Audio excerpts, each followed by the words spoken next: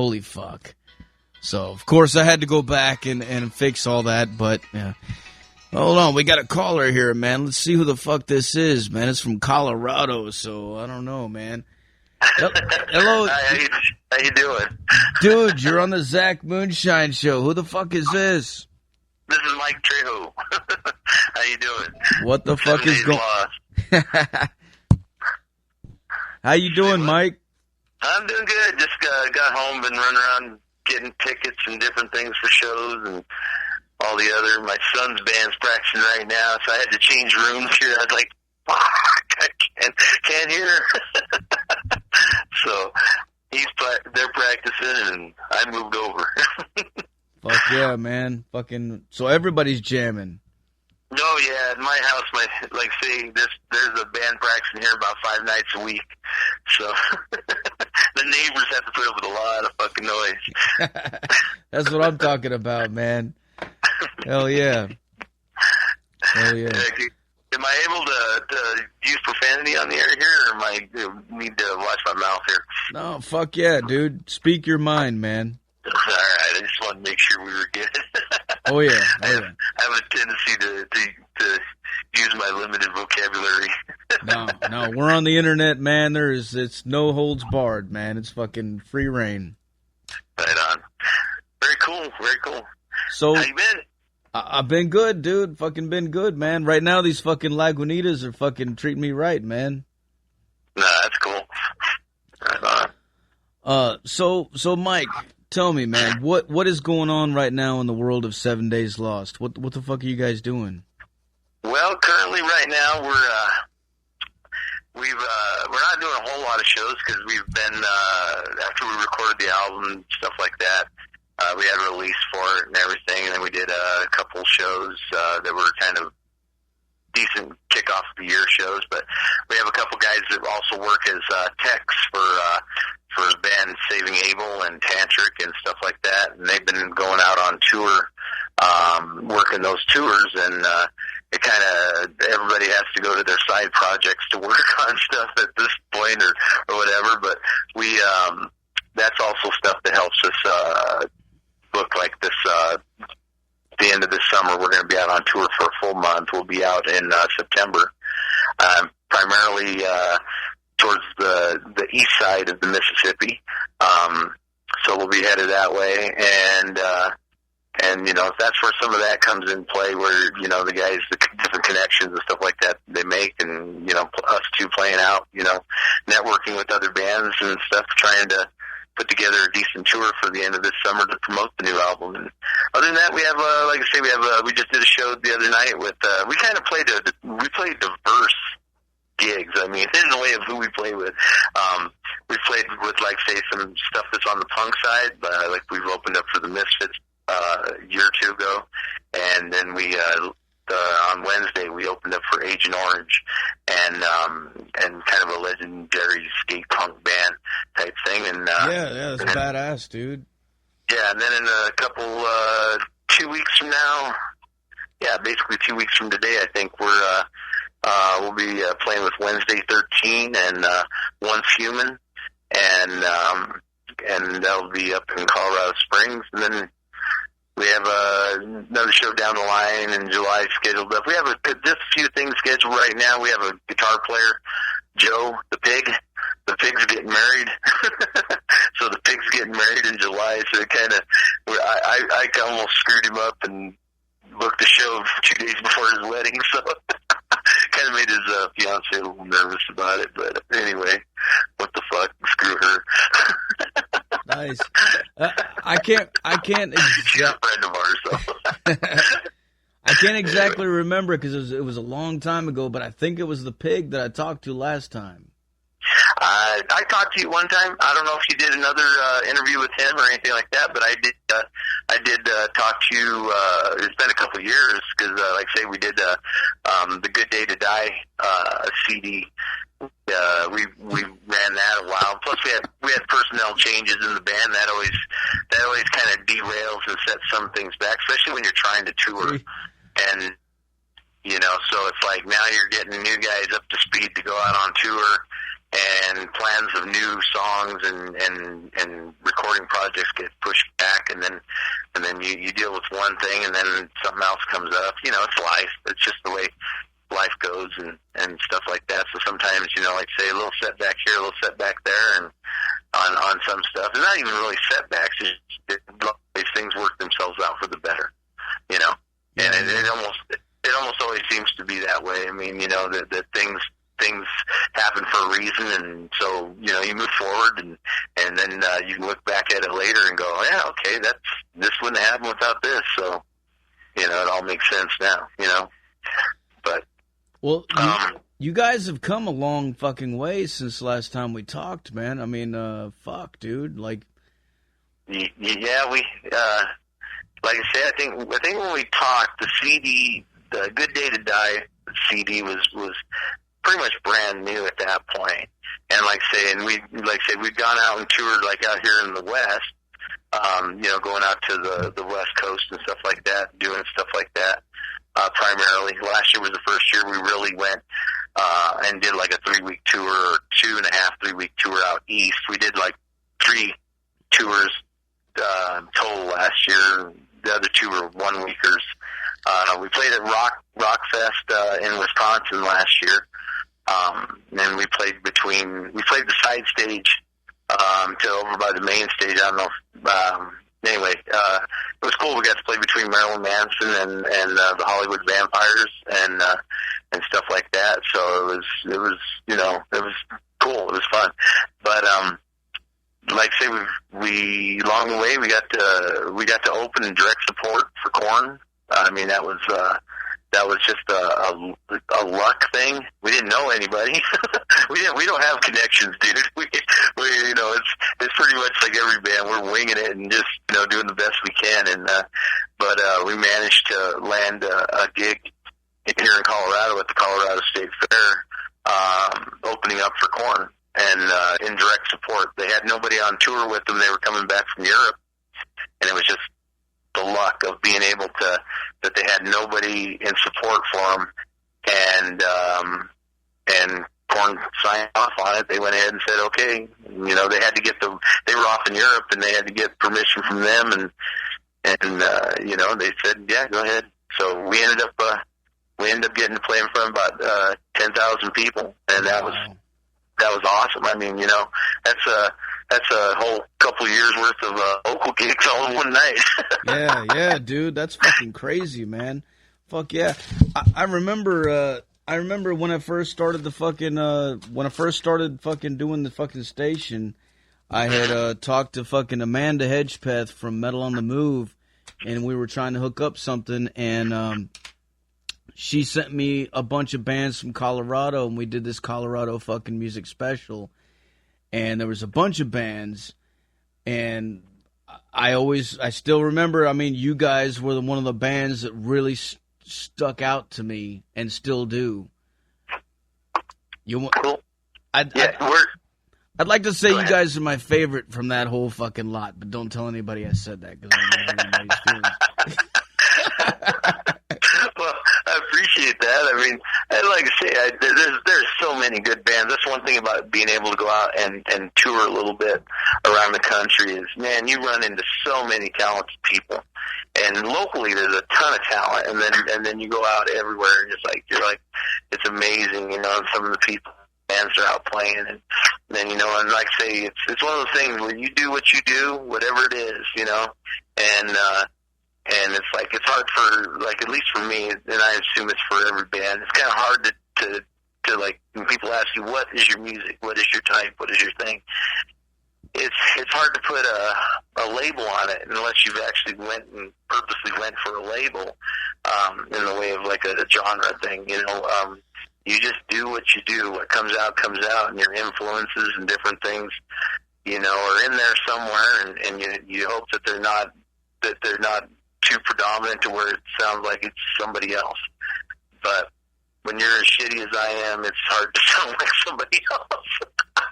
But you know, it's one of those things where, like, you know,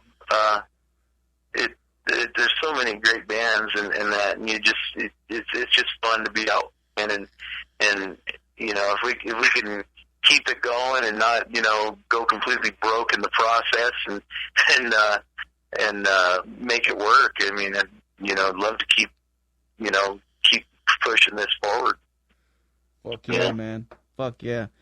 All right, well, let me ask you a few questions for the people out there that don't know a lot about you guys, man. Fucking, how long have you guys been together, and how exactly did this band get started?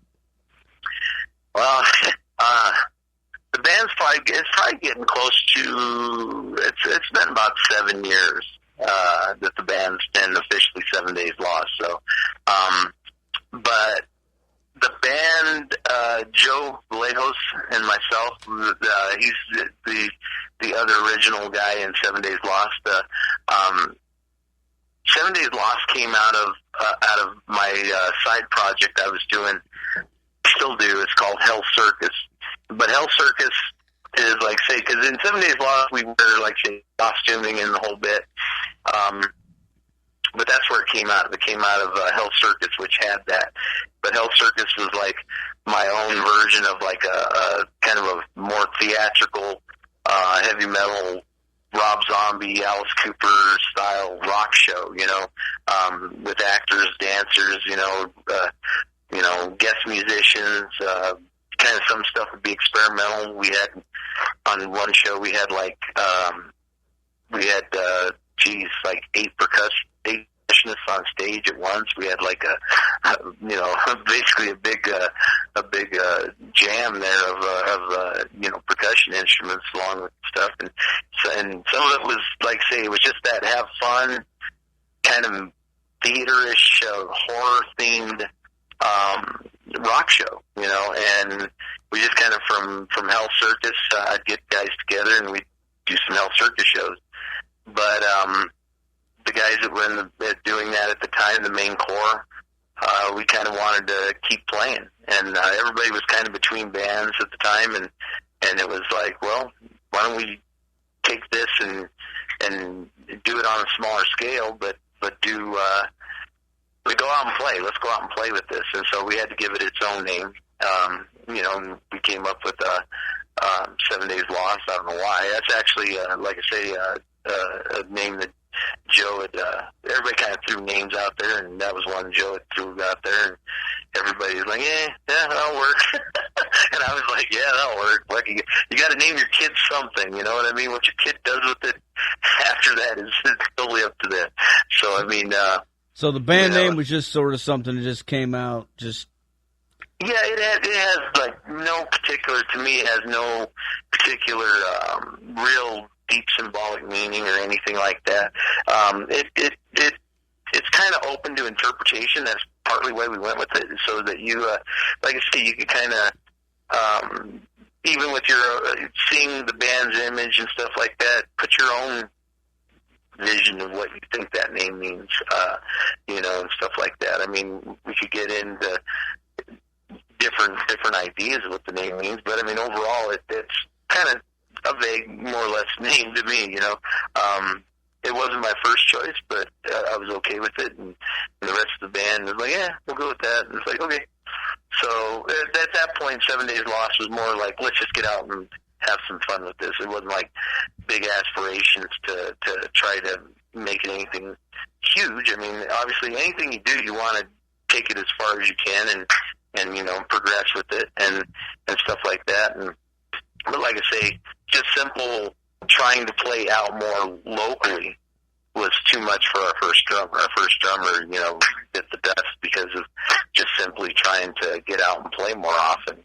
He just couldn't keep up with it wasn't working into his schedule, his routine and stuff. So then, there's your first casualty there, and then you replace him and you get somebody else that fits a little better. And as you get going and you try to develop beyond being local and try to take it to another step, start going out and touring and things like that, you run into the whole different problem of there's tons of great musicians, like I said, but how many are also available to go out on tour? and then not only like go tour, but do they like the style of music you're playing? I mean, so you really, and then when you go and throw costuming on it, that eliminates a lot of people right there. Because back when we started doing that, it's pretty common now to see a lot of bands with face paint, makeup, masks, stuff like that. It's really common. I mean, but when we first started this, like 7 years or so, actually, I'd say Hell Circus has been over 10 years. But when we first started, 7 Days Lost, we'd show up to a venue and it was like, we were the freak show. And you get the comment from everybody that nobody's doing that, and now nobody says that no more because there's enough bands doing it that people see it. So it's all good though. I like it. I always, that's partly why we do the whole That's for Hell Circus and the visual stuff, because I've always been in bands where I wanted it to be very visual, back in the day, 'cause I'm old. I mean, back in the day, it was Wasp, Lizzie Borden, Twisted Sister, whatever, kind of thing. Yeah. And then, and you get further up and you get Mushroom Head and Slipknot, and nowadays you have bands like Kissing Candace and things like that. I mean, there's a lot of cool stuff out there, and we've done shows now where like every band on the bill has paint on, or something. We were like with Motograder, we played with those guys a few times, and shit like that. And it's kind of a weird evolution of how the live show's gone on some stuff. So, but it's fun. And I mean, that's the main thing is it's all been about doing something that I enjoy, and kind of putting in the kind of show that I'd like to see when I go see a band, Oh, yeah. So, anyway, I'm sorry I'm long-winded there. Well, not to get off subject, but you were talking about the band name earlier, and every time I say the band name on the air when I'm playing you guys' song, 7 Days Lost, I'm thinking in my head it's like some kind of drunk binge that you got lost somewhere, or you're out there in the middle of the desert somewhere, like some fucking Fear and Loathing type shit, man. Like, I don't know. That's just what always pops in my head. I don't know why. Well, no, I mean that's what most people. I've heard that a lot, and that's what most people kind of like say. That's what they kind of. And then I think you throw like the older song from the first CD, "Whiskey and Gasoline," yes. like that. It kind of fits right in. Yeah. I mean, it's. I guess in some ways it'd be like we're the band that would show up after a really bad trip, and you woke up like a week later, and there we are. I don't know. You were talking about old bands, like as far as your influences and stuff. What would you say are some of your influences? I know you mentioned something about Wasp, Twisted Sister, shit like that. Oh yeah, I like to say it goes. I mean, from a lot of different sources. Of course, every guy in the band a little bit different. I mean, stuff like that. But like personally myself, I mean, I mean, when the very first concert I went and saw was Judas Priest. And in the way of like a live metal band thing and that. And it's like, so they were an influence growing up. Wasp, I love them guys. Great songs and really good live show. Kiss, Motorhead. I was fortunate enough to meet Lemmy about 2 months or so, 2.5 months before he died. That was cool. While we were out on tour, actually able to meet him and talk to him and stuff like that. So that was nice. Badass. And then, like I say, geez, I mean, Manowar. I mean, if I go back to the old stuff, but I mean, like I say, Mushroom Head is one of my favorite bands to see live. They put on an amazing live show. I mean, I've seen them in small venues and just do crazy amount of stuff in a limited amount of area, and you just like, wow. I mean, that was an awesome show. And so some of it's like, say, the live show thing and stuff like that. hard for me to kind of like name off all the different influences because I don't know if it's like brain damage from because I like say my first love in life was racing motorcycles. I raced motocross and stuff like that, and you know got up to a pro level. Not nothing big, you know, just more a local thing, not a national type deal in that. But I think I got too many concussions. When I listen to music, I do not retain the lyrics from all the different bands and all the different stuff I hear. The vocals are almost more like just another instrument. You know what I mean? You know, I hear to me, it's kind of the whole is part of the sound or part of the thing. So, you know, there's so many great bands, but when it comes to like lyric content and stuff like that, there's some really cool stuff. I used to really like Thin Lizzy. I mean, that's a band just popped in my head out of nowhere. I want to like say that was a band I used to love, you know, and but you know, currently, you know, got there's bands like say my range is from like Epica, you know, kind of Epica Nightwish type thing to you know something more like Once Human or something like that. You know what I mean? It's a variety of things. And a lot of bands we played with. I mean, it's really cool to be able to associate the people with the actual sound, the actual, you know, recordings and stuff like that. And you know, you meet some really cool people along the way. And because you know, like I say, this last summer we randomly ended up playing with the Texas Hippie Coalition in St. Louis, I think it was. Nice. And really cool. I mean, you know, and stuff like that. And you know, that's one of those things where, you know, in Sons of Texas, we'd never met those guys before, and we end up on that tour randomly running it.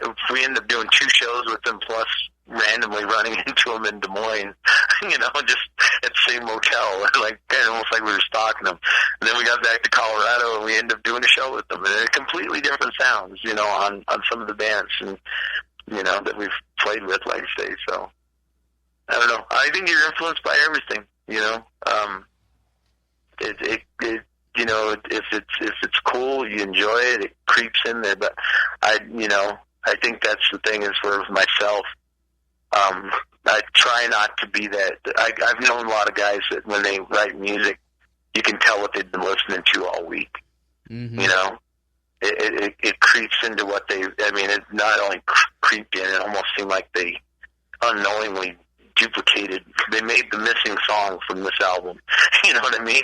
It sounds like it came off this album. So I try not to do that. I mean, you know, you figure there's so many millions of bands and millions and millions of songs. I mean, it's something going to sound similar to something.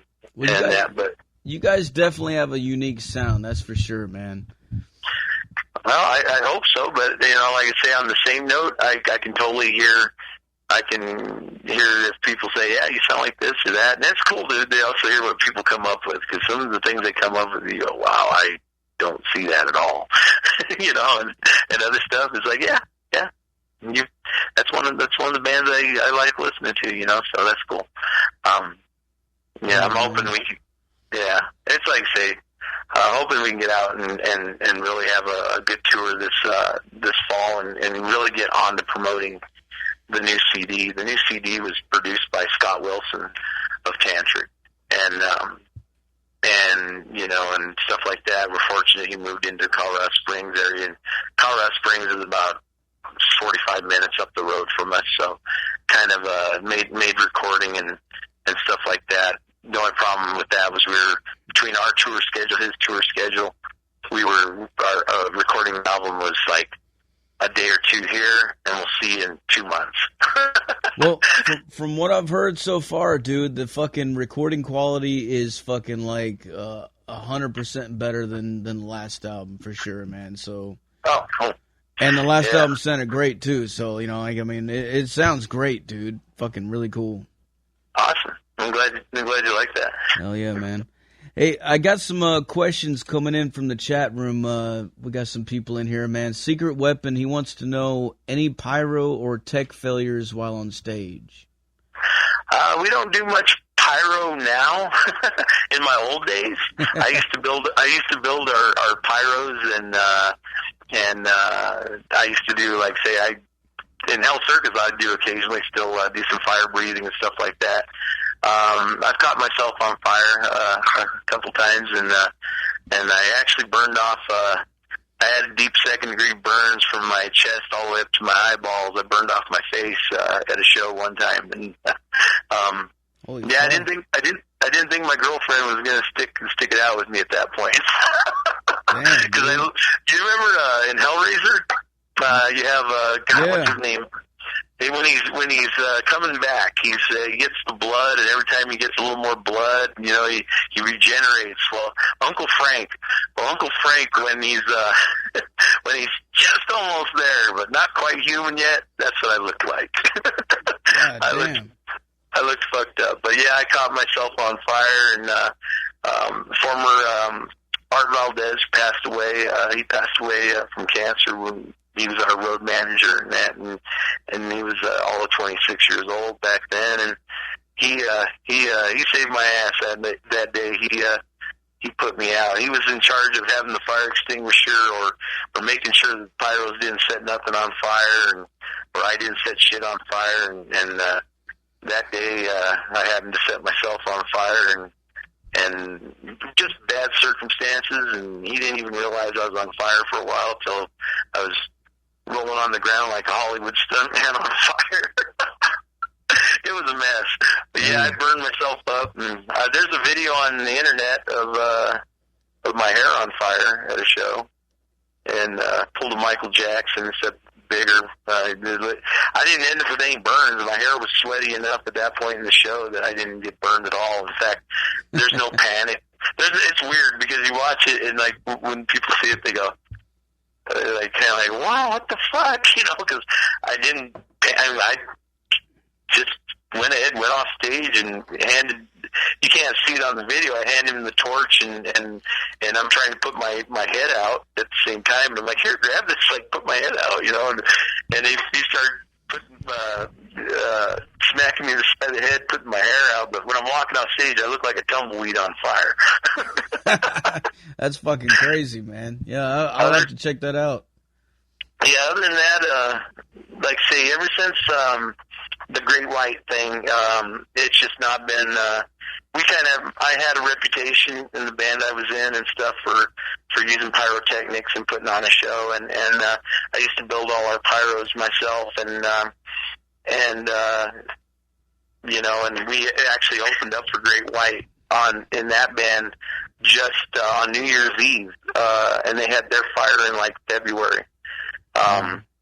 So the paper hit me up and everything else, and then with all that whole thing that was going on with is it legal or licensed venues to do this and do that, they were questioning me on that, and Great White actually told us no. On the headliner, of course, gets to say what you can get away with in the way of, you know, stuff. So they told us no on the pyrotechnics that night and stuff like that. They didn't use none themselves that night either. But they had told us no, and stuff like that. But the paper, with the reputation, I guess, of us doing it, I got a phone call and shit like that. So, but yeah, we had. Other than that, we blew a hole in a ceiling at a club. The ceiling was a little bit low, I guess, for the pyrotechnic, and it was like a Spinal Tap moment where there was. We blew a hole in the ceiling about the size of a basketball rim, and so there was shit raining down on the stage from it. But other than that, you know, nothing too bad. Holy fuck, man. I got another question from Secret Weapon in the chat room. He wants to know, have any band members ever got into a brawl or landed in jail while on tour? No, everything's been fairly calm on that end. I mean, the problem is also too is not a problem actually. It's like I say, you're out to at least this is the way I've always approached it. I myself, I don't drink. I don't. I just never have.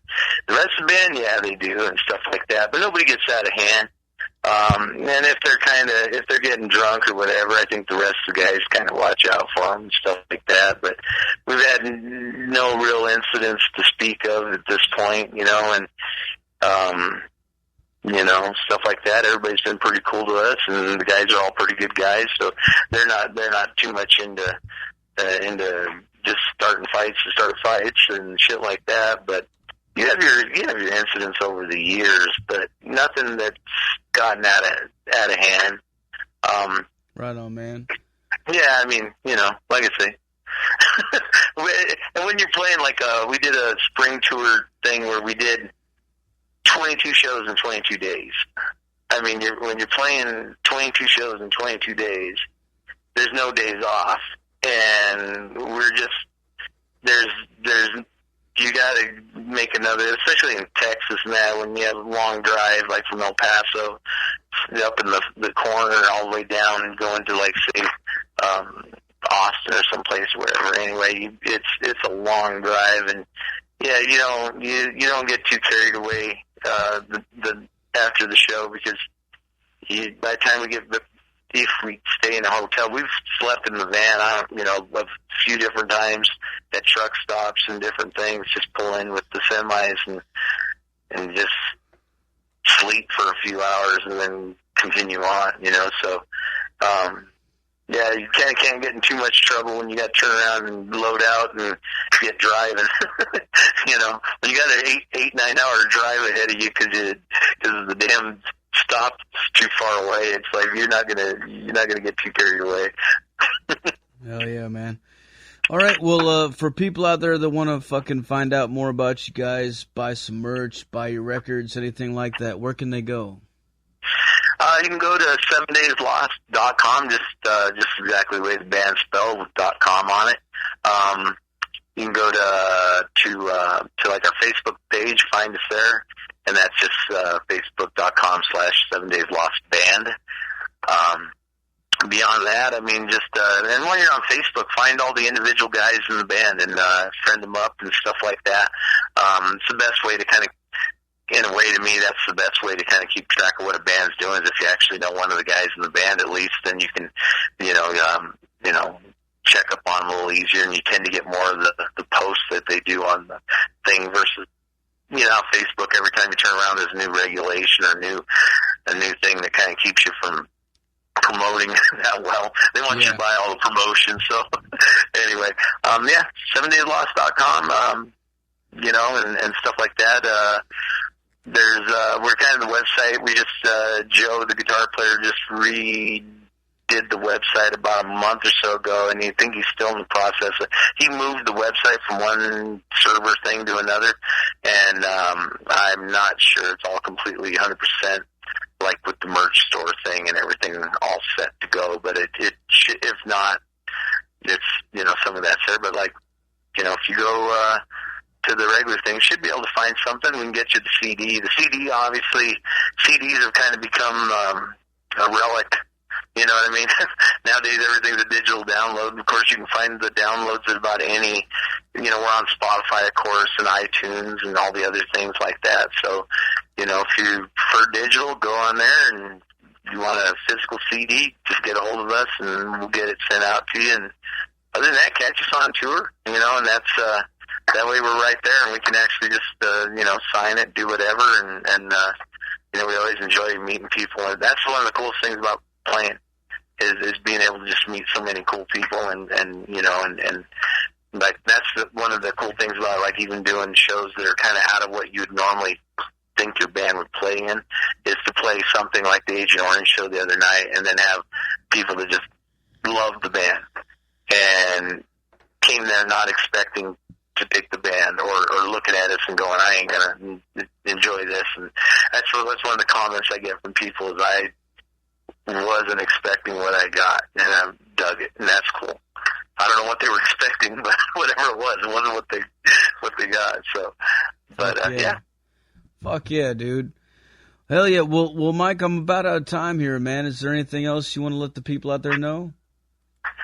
Yeah, just keep listening to Metal Devastation Radio. I mean, you know, it's guys like you that supporting the music and music scene. It's like out here, I have a little TV show I do. I do a cable TV show out here, and I've been doing it for years, and I do it to support the music I love, you know, hard rock, heavy metal music, and I put local artists on and a lot of national artists, and it's kind of like that thing, you do it because you love it. And so if you love heavy metal, hard rock, you know, do what you can to help support it, get the word out. You know, same way with our band. We appreciate it if people would spread the word. If you like us, spread the word. If you don't like us, well, kind of keep it to yourself. But if you don't, you know, but you know, if you like us, I really appreciate it if you help spread the word, because like I say, we're starting to travel to different parts of the U.S., and most of these places we've never been before. We're not on tour full time, so a lot of times it takes us a year or 2 years to get back to a place that we've even been before. So, you know, out of sight, out of mind, unfortunately. So if people can kind of, you know, keep us out there, it helps a lot. Fuck yeah, man. All right, well, before I let you go, I got to get you to make a station tag, all right? All right. All right. Whenever you're ready, say something like, "This is Mike Trejo from 7 Days Lost, and you're listening to Metal Devastation Radio." All right. Hey, this is Mike Trejo from 7 Days Lost, and you're listening to Metal Devastation Radio. Fuck yeah, dude. Yeah, dude. Got it. All right. Well, Michael, thanks a lot for taking the time, dude. And what I'm going to do right now is I'm going to blast some fucking 7 Days Lost for these motherfuckers and make them piss off their fucking neighbors real good, all right? Right on. Hey, man, I appreciate you having us on the radio, dude. I really do. Anytime, bro. Thanks, man. All right. Take it easy, man. We'll talk to you later. All right. Take care. All right. Later, dude. There you have it, folks. Fucking Michael Trejo from 7 Days Lost. Dude, and as I just said, man, I seriously fucking advise you to put your speakers in your fucking windows, put them in your front yard, put them in your fucking, wherever you can that people are going to hear this shit, and blast it fucking loud, man. This is one of the first songs that I heard from this band that really turned me on to them. It's called Whiskey and Gasoline. Crank this motherfucking shit up loud as a fuck.